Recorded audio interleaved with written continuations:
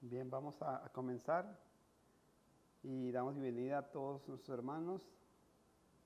Aquí está ya Alonso, bienvenido. Hermana Mari, hermana Carolina y familia.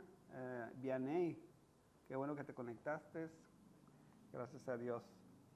Vamos a comenzar, vamos a dar gracias a Dios, vamos a orar y vamos a comenzar con nuestra lectura. Pero vamos a orar primero. Señor, te damos gracias.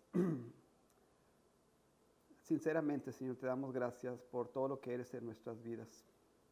Reconocemos la grandeza, Señor, la misericordia, el amor, la gracia derramada sobre nosotros y estamos eternamente agradecidos, Señor. Reconocemos que fuera de ti, Señor, no tenemos camino, no tenemos alternativa. Solamente en ti, Señor, hay salvación. Solamente en ti hay vida eterna.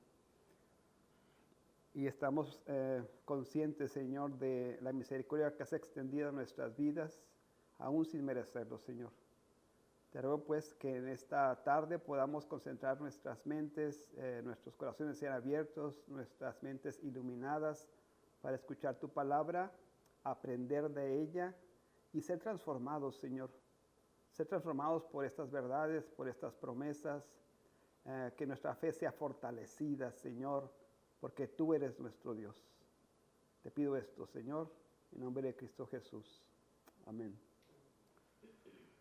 Muy bien, vamos a estar leyendo de Lucas capítulo 8 del 40 al 56. Vamos a tratar de terminar el capítulo después de yo creo que varios meses que estuvimos aquí. Entonces, estamos aquí en medio de una narrativa de 4 milagros. Ya vimos 2 de ellos, ¿verdad? Y ahora vamos a ver otros 2 en esta narrativa. Dice el versículo 40. Cuando volvió Jesús, esto es cuando salió de haber liberado al endemoniado, subió a la barca y volvió otra vez a Capernaum. Cuando volvió Jesús, le recibió la multitud con gozo, porque todos le esperaban. Entonces vino un varón llamado Jairo, que era principal de la sinagoga, y postrándose a los pies de Jesús, le rogaba que entrase en su casa, porque tenía una hija única, como de 12 años, que se estaba muriendo.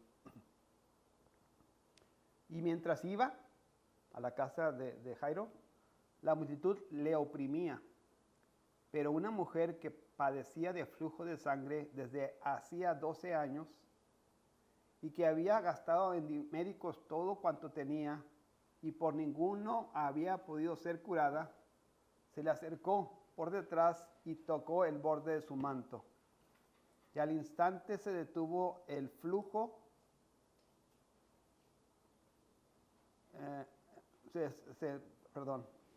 Y al instante se detuvo el flujo de su sangre.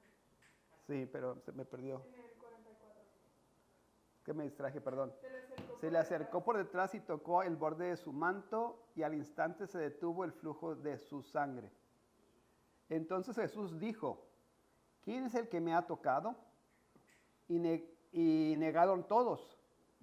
Y dijo Pedro y los que con él estaban, Maestro, la multitud te aprieta y oprime. Y dices, ¿quién es el que me ha tocado? Pero Jesús dijo, alguien me ha tocado, porque yo he conocido que ha salido poder de mí. Entonces cuando la mujer vio que no había quedado oculta, vino temblando y postrándose a sus pies, le declaró delante de todos y le declaró delante de todo el pueblo por qué causa le había tocado y cómo al instante había sido sanada. Y él le dijo, hija, tu fe te ha salvado, ve en paz. estaba hablando aún cuando vino uno de casa del principal de la sinagoga a decirle, tu hija ha muerto, no molestes más al maestro. Oyéndolo Jesús le respondió, no temas, cree solamente y serás salva. Entrando a la casa, no dejó entrar a nadie consigo, sino a Pedro, a Jacobo, a Juan y al padre y a la madre de la niña. Y lloraban todos y hacían lamentación por ella. Pero él dijo, no lloréis, no está muerta, sino que duerme. Y se burlaban de él, sabiendo que estaba muerta. Mas él, tomándola de la mano, clamó diciendo, muchacha, levántate. Entonces su espíritu volvió e inmediatamente se levantó. Y él mandó que se le diese de comer, y sus padres estaban atónitos. Pero Jesús les mandó que a nadie dijesen lo que había sucedido. Bien. El texto no es complicado, el texto es pues realmente sencillo, está narrando dos eventos de esta historia. Quiero ver quién está ahorita con... Acá está, ¿no? No. Este está. Aquí voy a poner en mute algunos. Ok.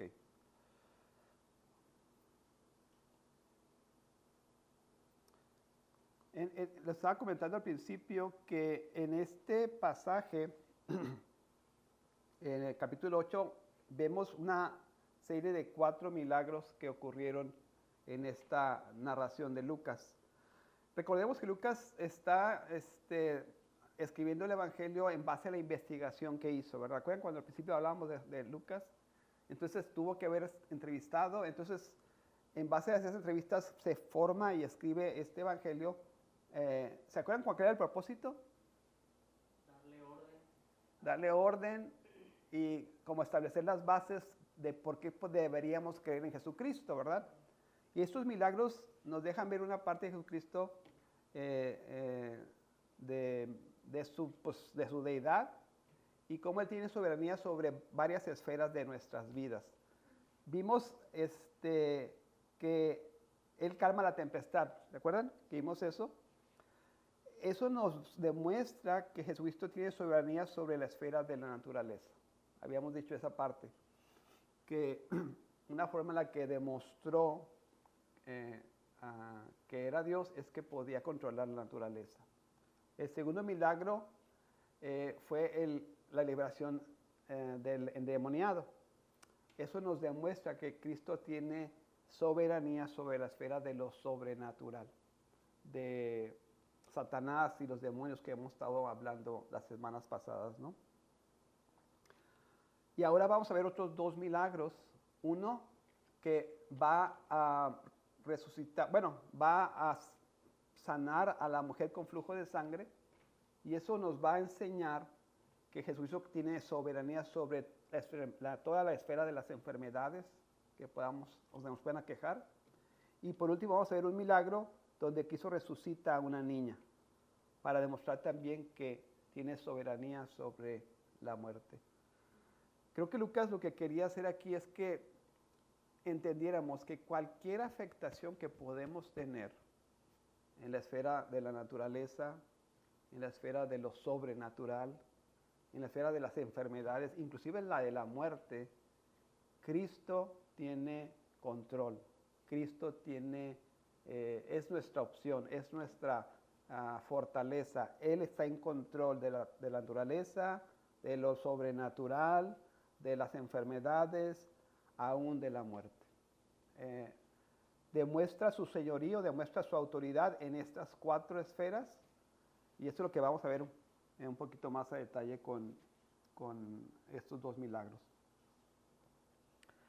El texto dice que al desembarcar, pues llegan a Capernaum, o sea, estaban en un lado, no sé si pueden ubicar el lago o el mar, es más o menos un lago de esta forma, perdón por los que están, creo que sí lo pueden ver. Entonces estaban del lado sur en el demoniado y vuelven de regreso a Capernaum. Es lo que está pasando. Y allí sí se encuentra una multitud que lo esperaba con ansias. O sea, ya Capernaum era como su base, ¿no? Para el ministerio.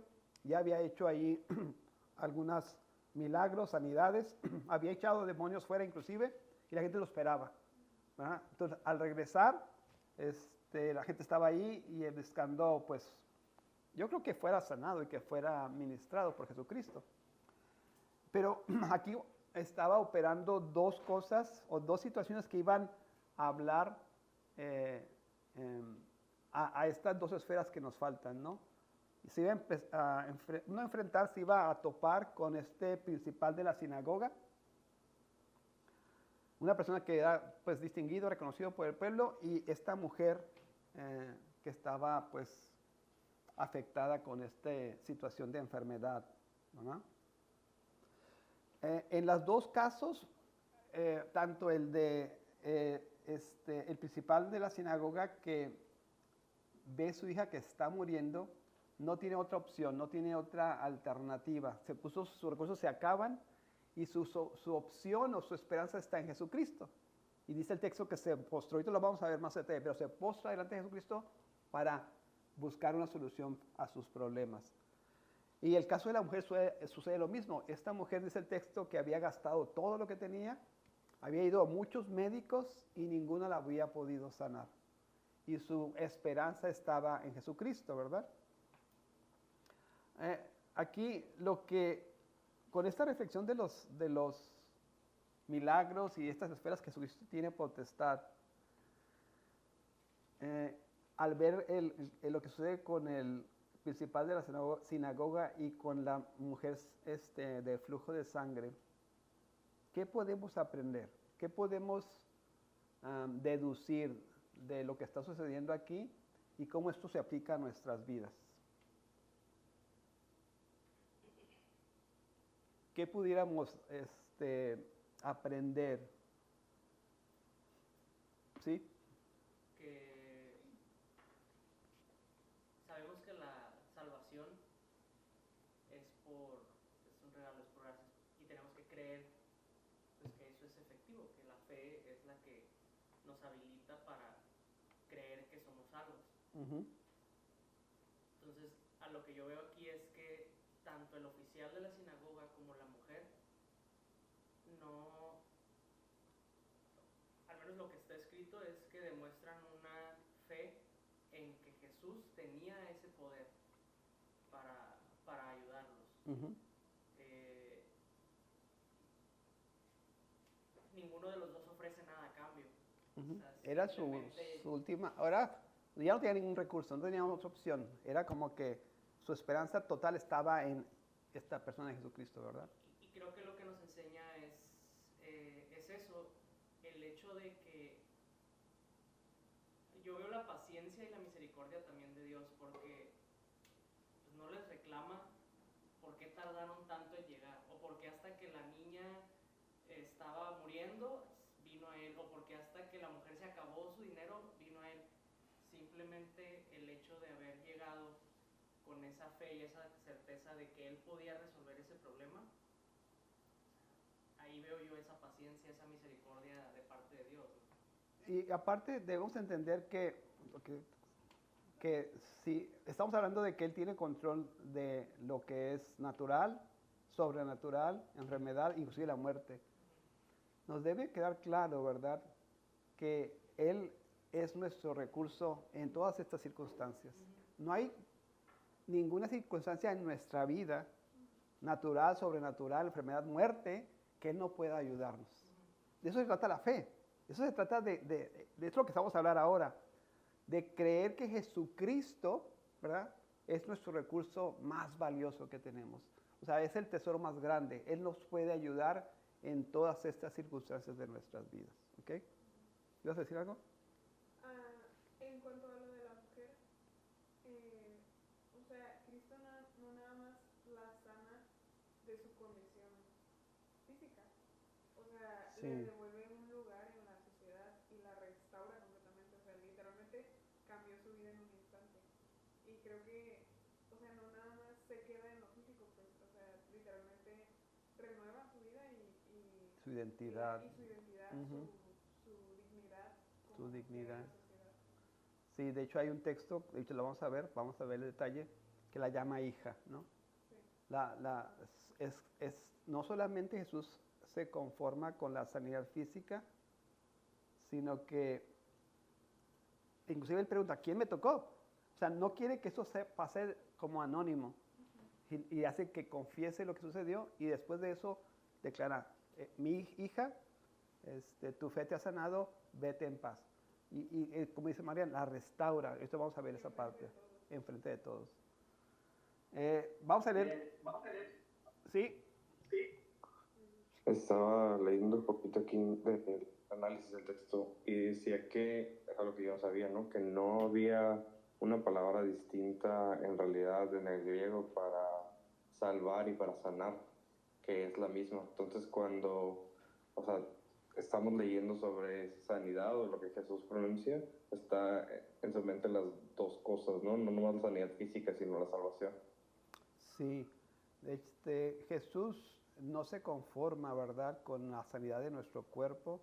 De hecho, no es que no le importe, pero no es su fin último, ¿no?, la sanidad de nuestro cuerpo. El fin último de Jesucristo es la sanidad de nuestro espíritu. Y cuando hablamos de que Jesucristo derrama poder, como lo vamos a ver aquí, lo hace con la intención de sanar no solamente el cuerpo, sino el espíritu también, ¿verdad? Gracias. ¿Alguien más? Pues ya podemos cerrarle, creo que está muy bien. Mira, el 40 dice, cuando volvió Jesús, le recibió una multitud con gozo, porque todos le esperaban. Entonces vino un varón llamado Jairo. Hay un contraste entre Jairo y la mujer. Jairo se le da nombre y a la mujer es una mujer anónima, ni sabemos cómo se llamaba. También es otro punto, porque Jesús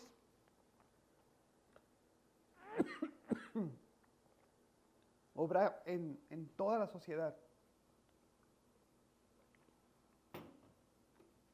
Está hablando de una persona reconocida y después ministra a una persona que es anónima. Entonces, Los niveles, ¿no? ¿mande? Todos los niveles. Todos los niveles, ajá.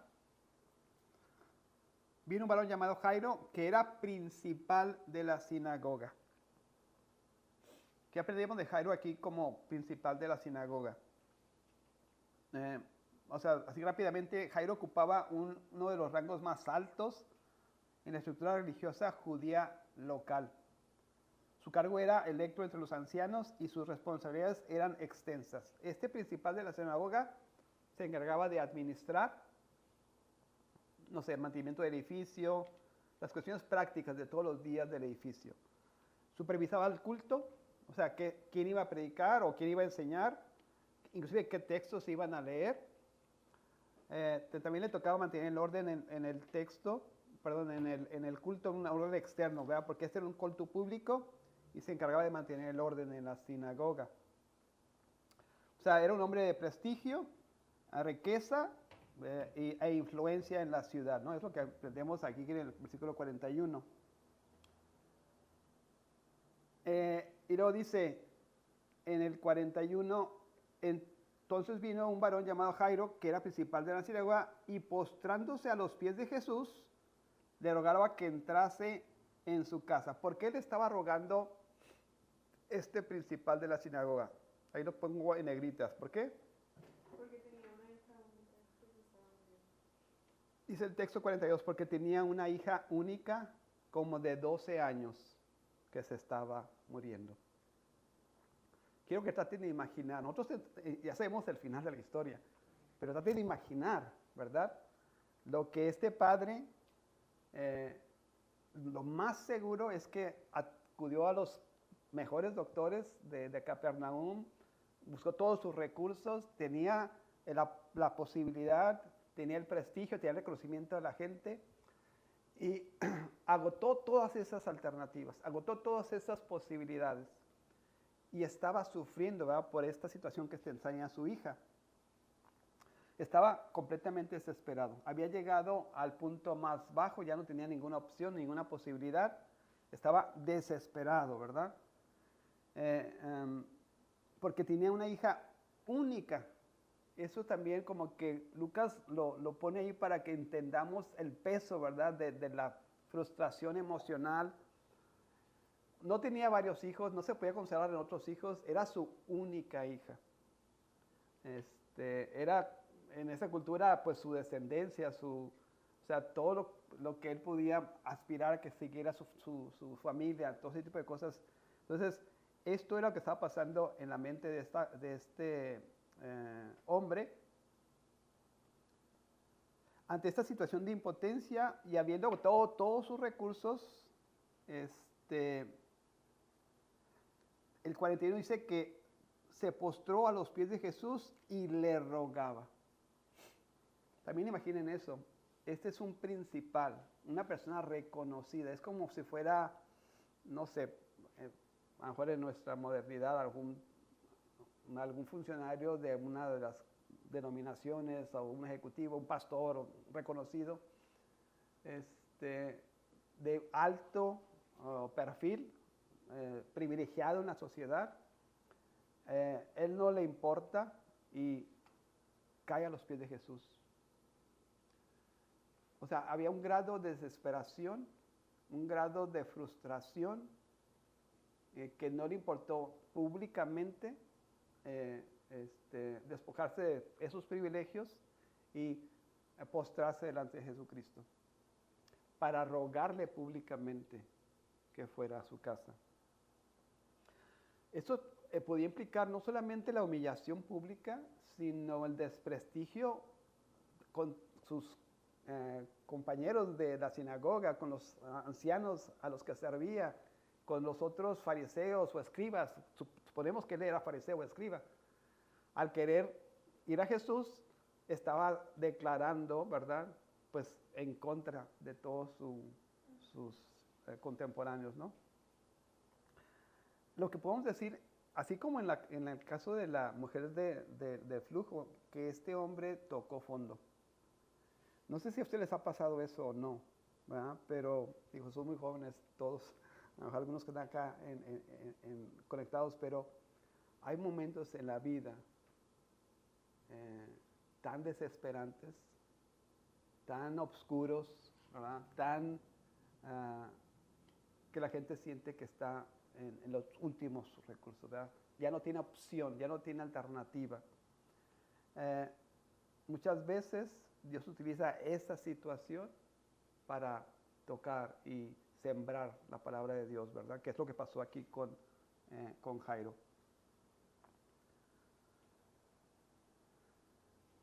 Una pregunta. Sí. Digo, no sé si es importante, ¿no? Pero los 12 años, ¿qué significan? La niña tenía 12 años y la señora tenía 12 años con... Sí, sí hay simbolismo ahí. No tenemos cómo descifrarlo del texto, pero el número 12 habla en los judíos al menos, de completa. O sea, estaba 12 años completa agonía, completa enfermedad, o sea, totalmente desahuciada. Eso es como algo de completa. Eso es lo que significa el número 12. Aunque no lo dice el texto, ¿verdad? Pero más o menos lo que los judíos creían en el número 12. Sí hay una relación porque tiene 12 años la niña y 12 años la mujer en la enfermedad. Entonces, aparentemente, por lo que dice el texto, o sea, rogándole que entrara a su casa, Jesús accedió, porque dice el 43, y mientras iba a la casa de Jairo, la multitud le oprimía. Eso se me hace curioso a mí también, porque Lucas no termina la narración de este milagro y va a poner en medio el milagro de la mujer de flujo y luego culmina otra vez con el milagro de Jairo o de la hija de Jairo. Pero lo que me enseña es que, imagínate, este papá está desesperado, está angustiado y de repente Jesucristo pues se deja distraer, no sé cómo decirlo. Y en vez de atender la situación de su hija, que se estaba muriendo, atiende a esta mujer, ¿no? La fe, ¿verdad? O la confianza en Jesús va más allá, ¿verdad? O sea, es una confianza que permanece, una confianza que es probada y debe mantenerse. Es lo que creo que nos quiere enseñar Lucas aquí. Dice, pero una mujer que padecía de flujo de sangre desde hacía 12 años y que había gastado en médicos todo lo que tenía y por ninguna había podido ser curada, se le acercó por detrás y tocó el borde de su manto. Esta narración está en otros pasajes de los evangelios. Podemos complementar con ella, ¿verdad? Pero vamos a enfocarnos aquí. Y al instante se detuvo el flujo de su sangre. Pasó un milagro. Marco o Mateo dice que la mujer pensó en su mente, si yo tocara el manto de Jesucristo, sería salva. O sea, había fe, había una confianza en que esta era una posibilidad para su vida. Entonces Jesús dijo, ¿quién es el que me ha tocado? Y negando todos, dijo Pedro a los que con él estaban, Maestro, la multitud te aprieta y oprime y dices, ¿quién es el que me ha tocado? Pero Jesús dijo, alguien me ha tocado, porque yo he conocido que ha salido poder de mí. Eso me llama la atención, porque Cristo como que se desgastaba en su humanidad, ¿verdad? Cuando ejercía esta gracia sobre las personas. Era algo que drenaba, algo salió, él sintió algo que estaba pasando. Entonces cuando la mujer vio que no había quedado oculta, vino temblando y postrándose a los pies, le declaró delante de todo el pueblo por qué causa le había tocado y cómo al instante había sido sanada. Y él le dijo, hija, es la palabra que comentaba hace ratito, tu fe te ha salvado, ve en paz.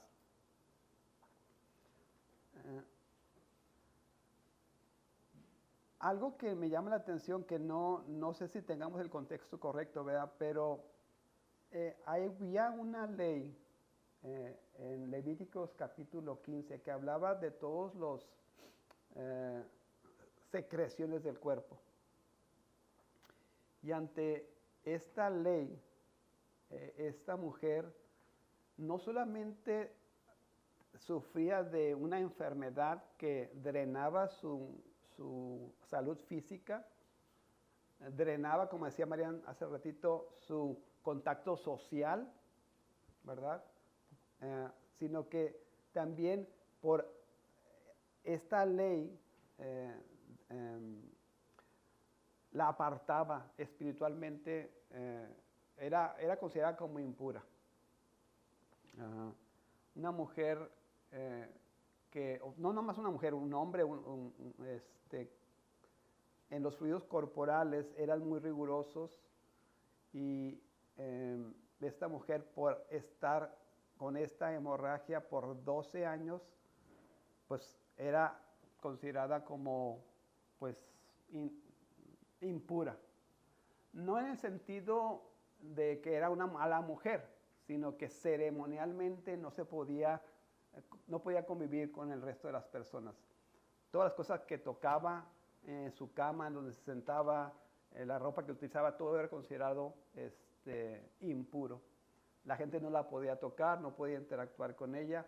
O sea, el punto es que debemos imaginar que por esos 12 años esta mujer fue pues atormentada, no solamente por la enfermedad física, no solamente por su desnutrición o anemia o lo que pudo haber pasado por esta hemorragia por 12 años, sino toda la situación que tuvo que atravesar, apartarse de su familia, no poder asistir a la adoración o a ofrecer sacrificio al templo, no poder tener esa administración.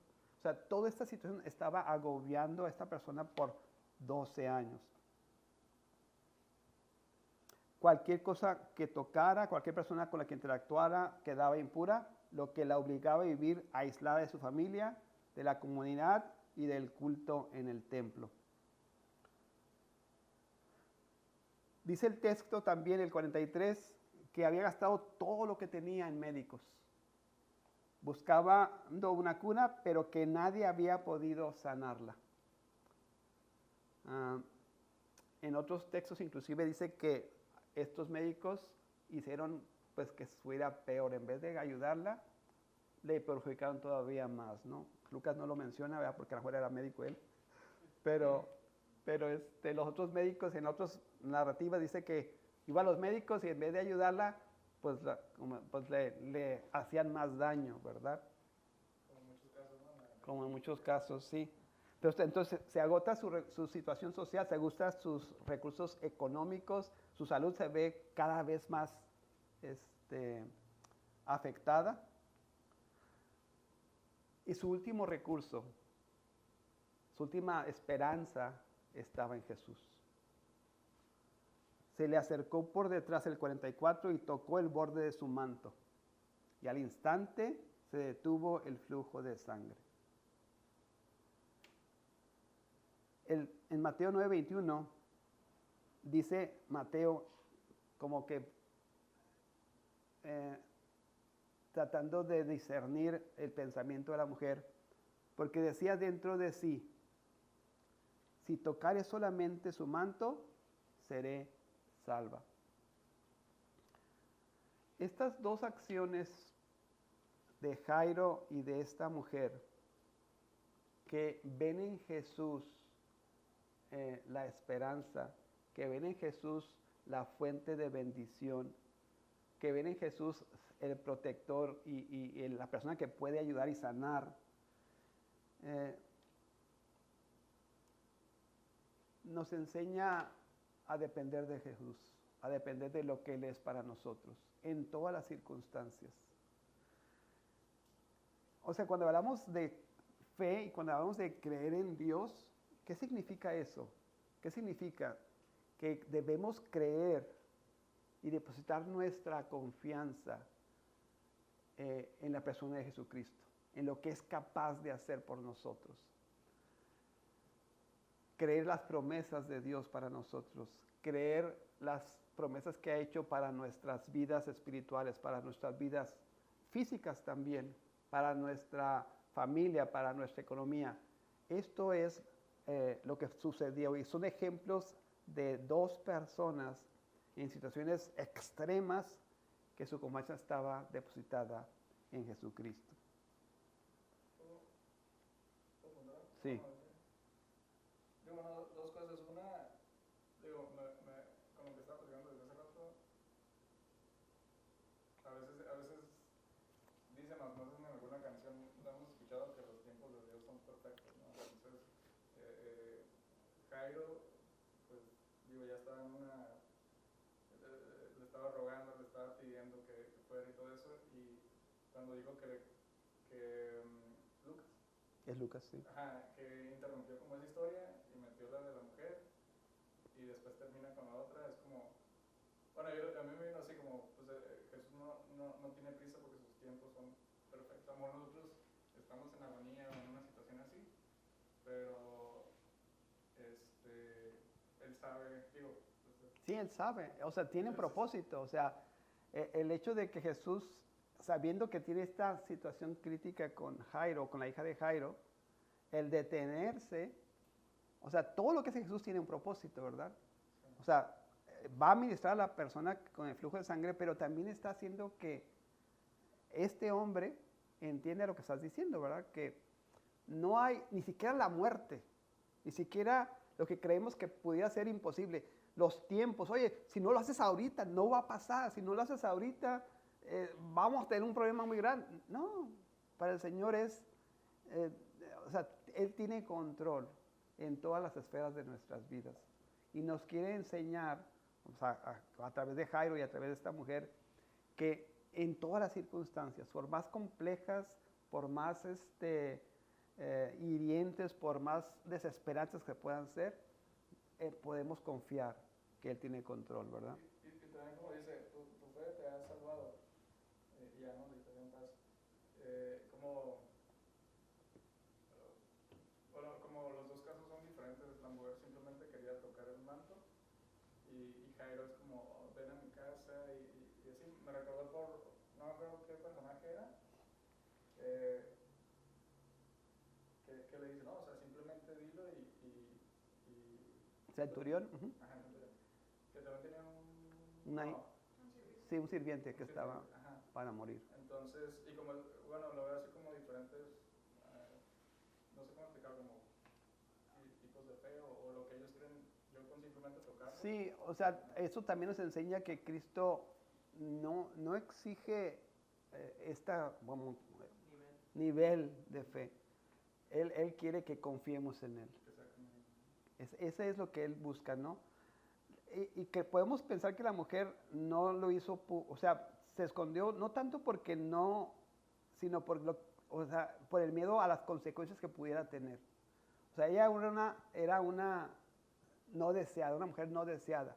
No se podía meter entre las personas. Entonces, este acto que hizo involucró muchas series una valentía que no alcanzamos a comprender, pero, o sea, ella sabía que si Jesús le daba la espalda, iba a ser, pues no sé si, o sea, no tenía que tocar a las personas, no tenía que acercarse, no podía, ni siquiera se atrevió a pedirle que la tocara él a ella, sino que ella simplemente con que tocara, ¿verdad? Pero era por la concepción y por lo que este proceso de marginación a la que estaba siendo expuesto por 12 años. Pero aún en esas circunstancias, ¿verdad? Dice, tu fe te ha salvado, pero a veces malinterpretamos diciendo, es que entonces lo que yo crea, la fe, mi fortaleza. No, la fe de la que está hablando ahí es la fe en Jesucristo. Esa fe es la que lo salvó, o la que lo salvó. A Jairo y a la mujer con los flujos de sangre. No el ejercicio de mi fe que hace esta obra, sino el ejercicio de yo depositar mi confianza en Jesucristo. Esa es la fe de que estamos hablando, ¿verdad? Tanto la mujer como Jairo depositan toda su esperanza, toda su confianza, toda su vida en esta persona. Eso es lo que es sorprendente. Creo que también podemos ver cómo esa fe nos habilita para despojarnos como de todas las cargas sociales que pudiéramos llegar a tener. En otras situaciones, otras personas, lo vemos en los evangelios y más adelante, Nicodemo, por ejemplo, vemos que pues públicamente, sino hasta el final casi de la vida de Jesús, pues hace pública su fe, su confianza en Jesús. Pero esto va al grado de derribar ese tipo de barreras, ¿no? Sí, creo que sí. Creo que a veces Jesús nos ayuda y nos empuja a cuestiones tan críticas en nuestras vidas que ya no nos importa ninguna otra cosa. Estos son casos así extremos, ¿no? No sé si pueden imaginar, y depende por cada temperamento, pero que una persona públicamente, una persona de renombre, públicamente se postre delante de otra persona a rogarle. O sea, ¿qué tuvo que haber pasado en la mente de esta persona? ¿Qué desesperación, qué frustración, qué impotencia para llegar a esa situación, ¿verdad? Y la mujer también, la mujer es una crisis extrema en la vida de esta mujer porque, como les digo, o sea, era atentar contra lo que la sociedad, contra todas estas posturas. No podía pedirle al maestro que la tocara a ella, porque en la mente de esta mujer, el que Jesús la tocara, convertía a Jesús en impuro, ¿no? Pero, o sea, contra todas estas situaciones sociales, contra todas estas concepciones nuestras, la fe debe prevalecer. La fe nos lleva a quebrar todas estas ataduras que tenemos, ¿verdad? Entonces, también, digo, lo que conté hace rato, digo, en la vida de cada quien, buscarlo a él primero, ¿no? A veces tenemos problemas y el dinero, intentamos solucionarlos de otras maneras, buscando personas con influencia, buscando a lo mejor el mejor médico o lo que sea, y no sé, me deja eso, ¿no? O sea, primero buscarlo a él, ¿no? Primero ponernos en sus manos no digo que no vamos a ir con el médico, ¿verdad? Pero Sí, yo sí entiendo lo que dices. Creo que tenemos que tener claridad, y cuando confiamos en Jesucristo para nuestras vidas, eso nos da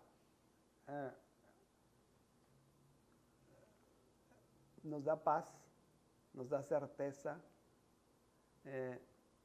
Entonces, debe cambiar nuestra perspectiva. No quiere decir que no vayamos a ir al médico o no vayamos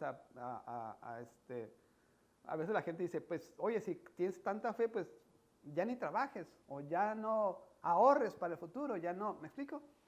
No es ese el sentido. El sentido es, yo voy a hacer mi vida en la certeza, en la confianza que Jesús quiere y sostiene mi vida, ¿no? Eso es la fe de la que estamos hablando.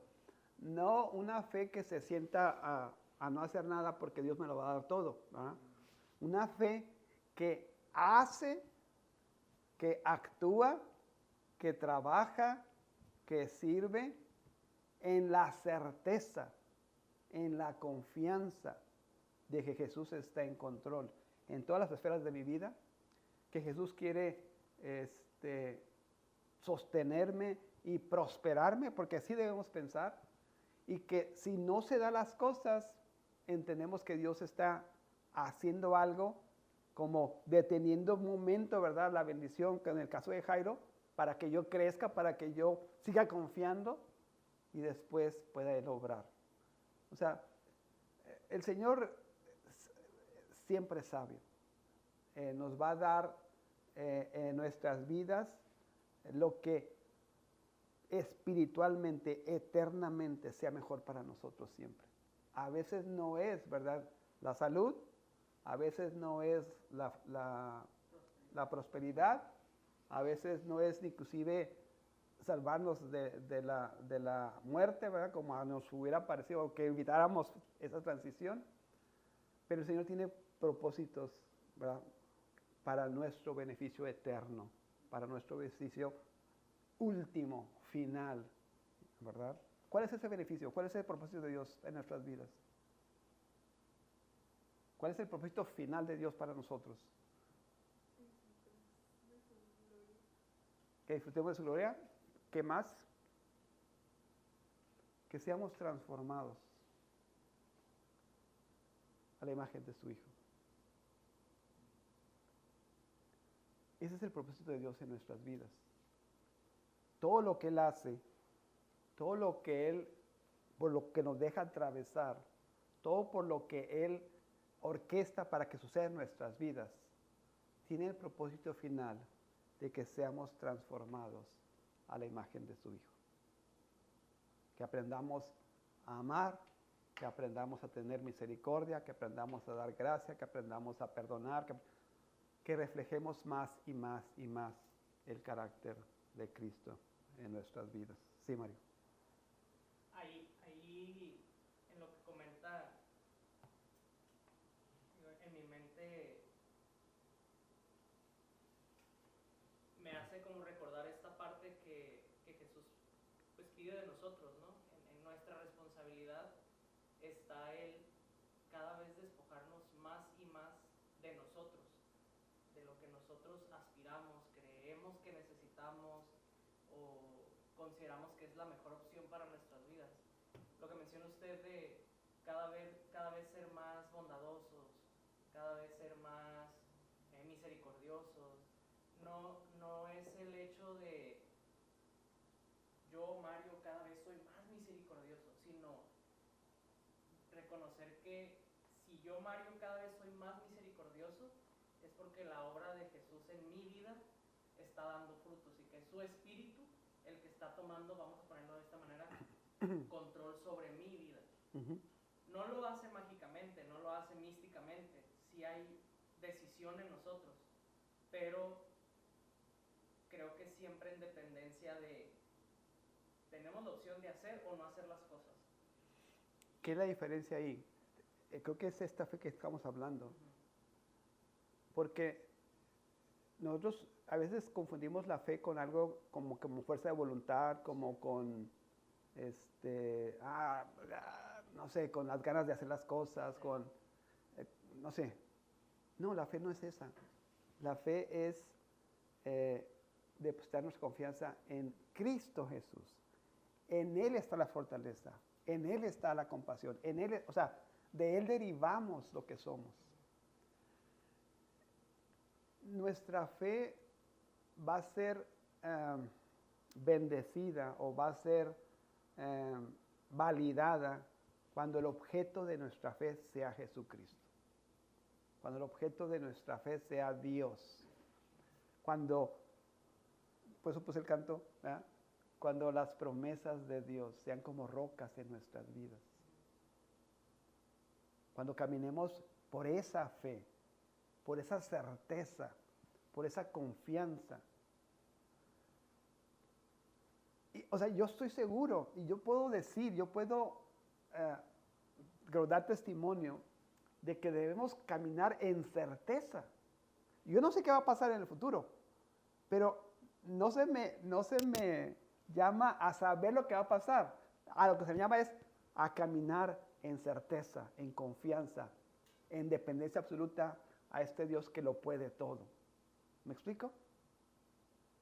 O sea, no quiere decir que siempre todo va a salir absolutamente perfecto. No ese es el punto. El punto es, tú camina en la certeza de que yo soy un Dios todopoderoso, de que yo soy un Dios que todo lo puede, que puedo en todas las esferas de tu vida, en lo natural, en lo sobrenatural, en la enfermedad, en la muerte, en todas las esferas de tu vida. Yo estoy en control. Deposita la fe en este poder, en mí, no en tu fortaleza, no en tu sabiduría, no en tus habilidades, no en tu economía, no en tu fuerza física o de sanidad o de salud actual, en Dios, ¿verdad?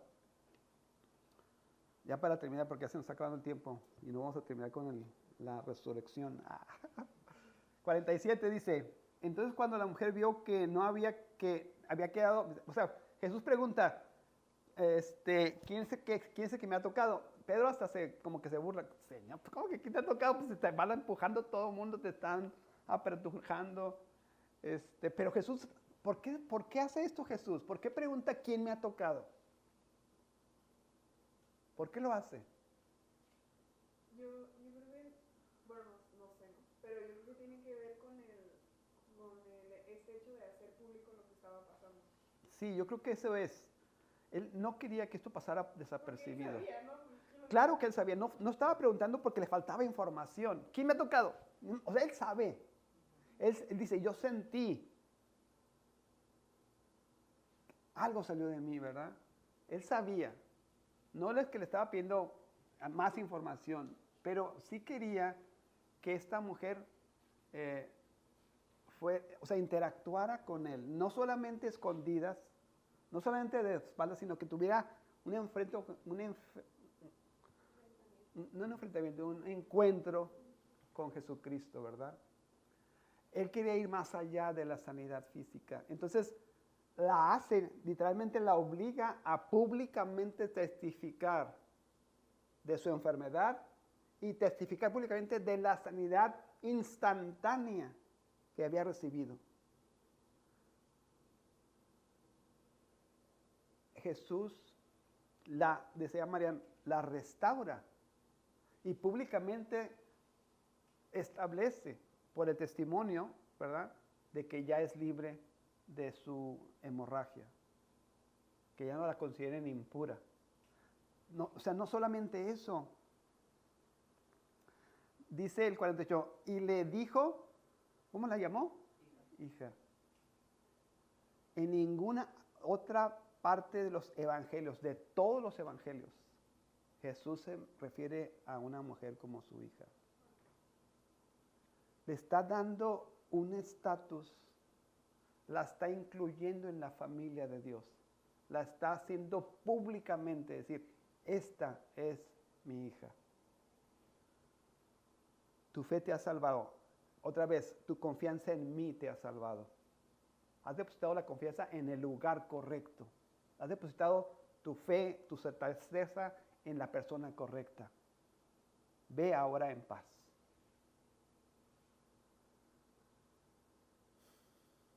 Recuperó el derecho de entrar en el templo, participar en el culto público, del cual había estado exiliada. Recuperó plenamente la comunión con su familia después de 12 años. Pero lo más importante es que le llama hija.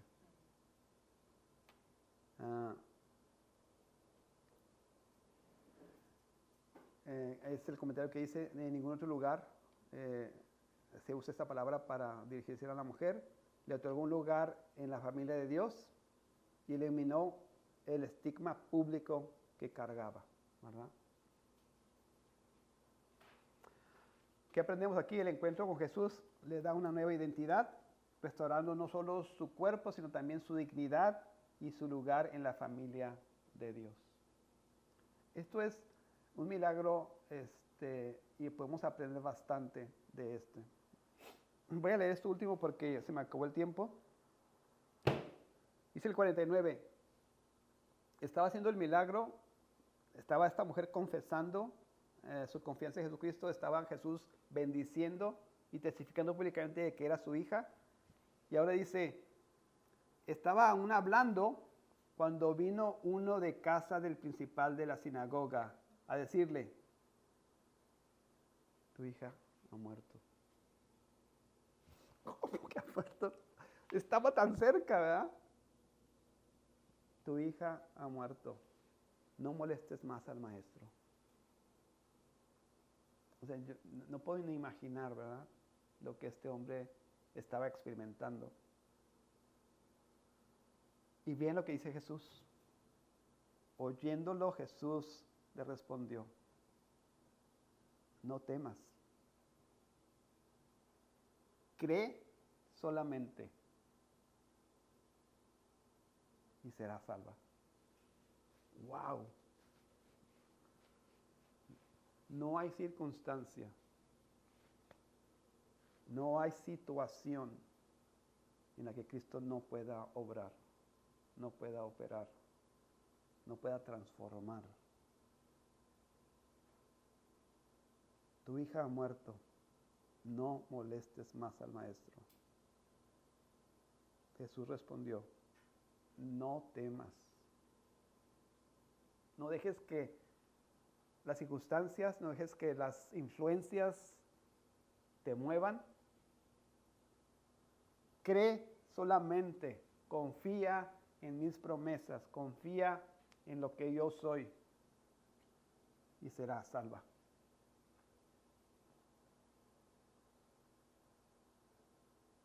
Entrando en la casa, no dejó entrar a nadie consigo, sino a Pedro, a Jacobo, a Juan, y al padre y a la madre de la niña. Y oraban todos y hacían lamentación por ella. Esto era común. Esto habla de que había fallecido. O sea, no era algo como que estaba inventado o que se había desmayado, que estaba en coma. O sea, se contrataba, ¿verdad?, en los velorios a personas para que lloraran. Y luego dice, y lloraban todos y hacían lamentación por ella.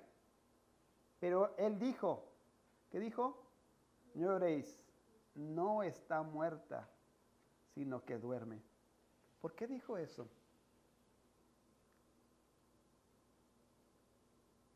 ¿No estaba muerta? Sí estaba muerta. Pero lo que está diciendo Jesucristo es que lo que para ti es imposible, definitivo, Para mí no lo es. Para mí es tan sencillo como para despertar a una persona que está tomando una siesta. No sé si me explico. O sea, El peso, el impacto de lo que para nosotros es la muerte, para Dios es solamente vamos a poner una pausa. sí, un sueño, ¿verdad? O sea, es lo que está diciendo. O sea, dice, no llores, no está muerta, sino que duerme. Y lo dice, y se burlaban de él, sabiendo que sí estaba muerta. O sea, no es que no estuviera muerta. Jesús no está diciendo, no está muerta, está desmayada, no, sí estaba muerta, pero pues en la mente de Dios, en la mente de Jesús, ¿verdad? Nada es imposible.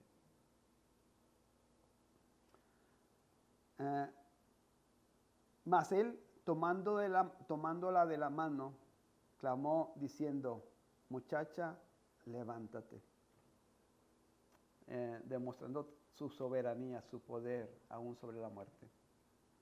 La palabra de Dios que produce vida donde no hay vida. La palabra de Dios que crea de la nada. La palabra de Dios que pues hace renacer o hace resucitar. Se está manifestando en Jesucristo. Y luego Lucas afirma, ¿verdad? Como médico dice, o sea, su alma no estaba ahí, su espíritu de vida estaba completamente fuera de ella. Entonces su espíritu volvió e inmediatamente se levantó. O sea, el cuerpo ya estaba inerte, estaba sin vida. Lucas lo testifica. Y entonces su espíritu volvió e inmediatamente se levantó. Y para que no quede duda, y él mandó que se le diese de comer, para que no crean que era un fantasma, una aparición, algo, una ilusión, no.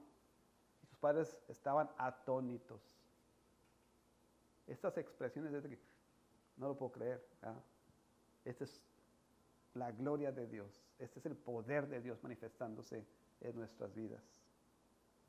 Y Jesús les mandó que nadie dijese nada de lo que había sucedido. Los milagros de Jesús son asombrosos, pero más allá de los milagros, lo que nos debe quedar como enseñanza es que estamos en manos de un Dios todopoderoso. Estamos en manos de un Dios todo sapiente. Estamos en manos de un Dios que controla todas y cada una de las esferas de nuestras vidas. No hay nada fuera de su contexto, no hay nada fuera de su poder, no hay nada fuera de su plan, no hay nada fuera de sus propósitos para nosotros. Confiemos nuestra vida, nuestras circunstancias a este poder, a Dios y su misericordia y su propósito, para que haya paz en nuestras vidas. Sí. Creo que el esforzarnos en entender y en recordar que, por ejemplo, en estos casos, la palabra, la voz, la voluntad del que creó el universo, en este caso resucitó a la niña, sanó la enfermedad, es la misma. ¿Sí? O sea, aquí creo que Lucas de cierta manera como que quiere comunicarnos eso, ¿no? Lo que veníamos platicando, nos venía enseñando desde las semanas pasadas, que en un relato de un capítulo, varios temas, o bueno, del Evangelio, pone una tras otra, como esas esferas, ¿no? O sea, no te pone una en Lucas 1 y luego la otra en Lucas 8 y luego la otra en el último capítulo de Lucas, sino una tras otra, o sea, compactar esa parte, esa evidencia de el creador, es el sustentador, es el que da vida, es el que controla todo eso que pudiera intentar alejarnos de él, lo digo así entre comillas porque nada nos va a alejar de él. Entonces, el entender que es ese mismo poder el que está obrando y el que está intercediendo por nosotros en el cielo, o sea, es algo que también debería dejarnos como confiar en esa certeza.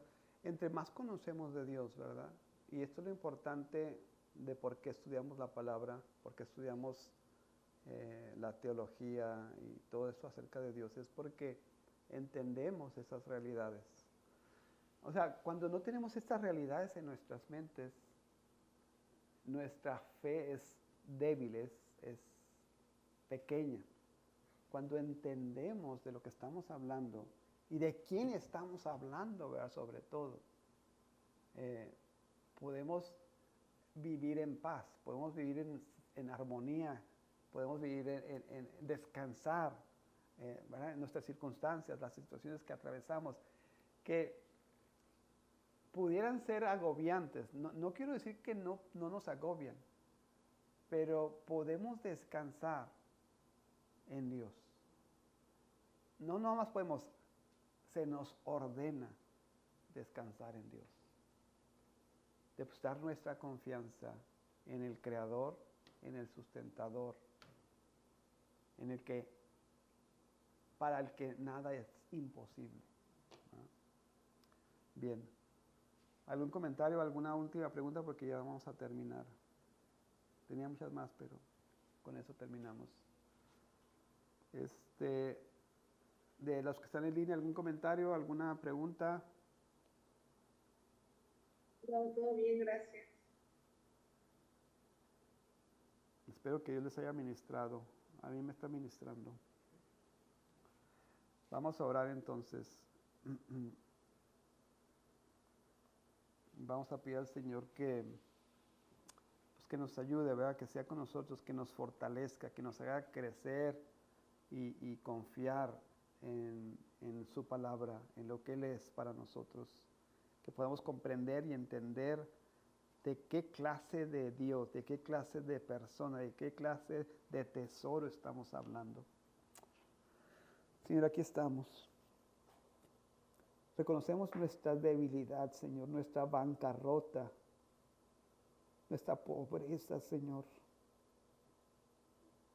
Pero también reconocemos que en ti hay fortaleza, que en ti hay riqueza, que aquí en ti hay todo poder, Señor. Ayúdanos a creer y a confiar en ti, en la persona de Cristo que sustenta, que sostiene nuestras vidas. Que podamos depositar toda nuestra confianza, toda nuestra vida, Señor, en Cristo Jesús. Ayuda, Señor, a nuestra a pequeña fe, a que sea fortalecida, Señor, a que siga creciendo en dependencia a nuestro Dios, que siga creciendo en confianza, en fortaleza, en cada momento que conozco más y más de la persona de Cristo, de la persona de Dios, Señor. Obra pues en mis hermanos, obra en mi mente, Señor. Elimina todo sentido de autosuficiencia. Todo sentido, Señor, de poder no fundamentado en ti. Elimina de nosotros la confianza en las riquezas, en la sabiduría humana, en nuestra fortaleza física. Y ayúdanos a depender, a confiar totalmente, Señor, de tu gracia, de tu misericordia en nuestras vidas. Brilla, Señor, en nosotros. Brilla a través de lo que sentimos, de lo que pensamos, de lo que hacemos, para que tu nombre sea exaltado, para que otros vean y exalten tu nombre, para que otros vean y pregunten qué sostiene a esta persona. Te pido por mis hermanos, mis hermanas en esta noche. Sé con ellos en sus trabajos, en su escuela, en su familia, en todas las situaciones que en las que ellos se desarrollan. Te doy gracias. En nombre de Cristo Jesús. Amén. Muy bien. Pues vamos a dejar aquí. Y yo no sé cómo poner las cámaras. Siempre se me va. Pero pues sí, lo que estoy haciendo. Estoy compartiendo pantalla. Hermanos, Dios les bendiga a todos. Creo que ya se nos fueron. Dios les bendiga, hermano. Gracias. Gracias a ustedes. Gracias. Dios les bendiga, que estén bien. Buenas noches. Igualmente, que descanse. Ahí está la hermana. Buenas Dios noches. bendiga. Qué bueno se conectó. Gracias. Gracias. Aquí déjenles puesto aquí al público que está presente porque luego se... Ay, espérenme. ¿Cómo le hago? Acá está. Ahí está el público presente, ¿eh? Dios les bendiga. Ah, Saludos. ¿No ven? Ah, ya vi. Ahí están, ahí están. No, no te ve. Dios les bendiga entonces. Buenas noches. Que estén bien. Bye bye. Bye. Buenas noches.